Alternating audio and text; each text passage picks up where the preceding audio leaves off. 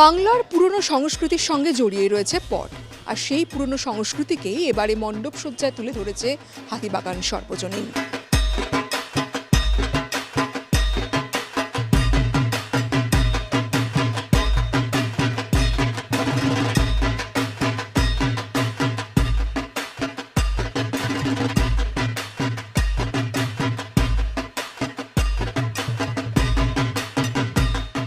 এবারে আমাদের ৮৮তম বর্ষ। আপনারা জানেন হাতিবাগান সর্বজনীন প্রত্যেক বছরই বাংলা বা ভারতের কোনো একটা শিল্পকে তুলে ধরে।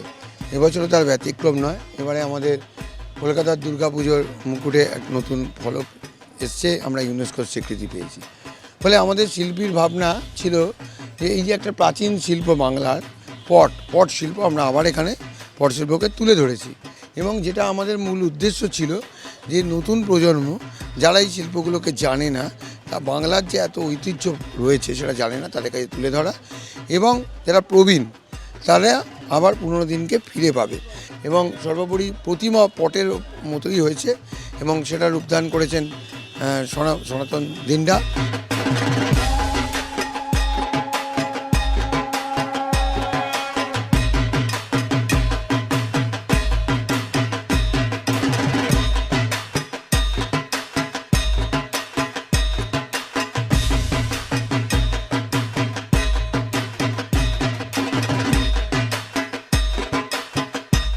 Hathibagan panel construction architecture and the art is very good.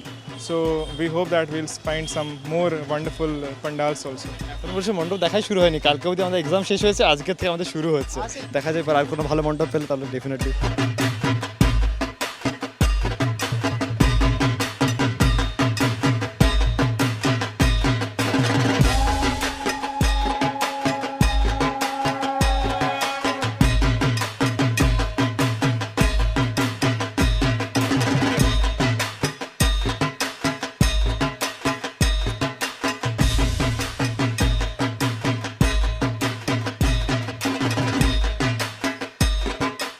শহুরে সভ্যতার ভিড়ে হারিয়ে যাচ্ছে বাংলার প্রাচীন লোকসংস্কৃতি।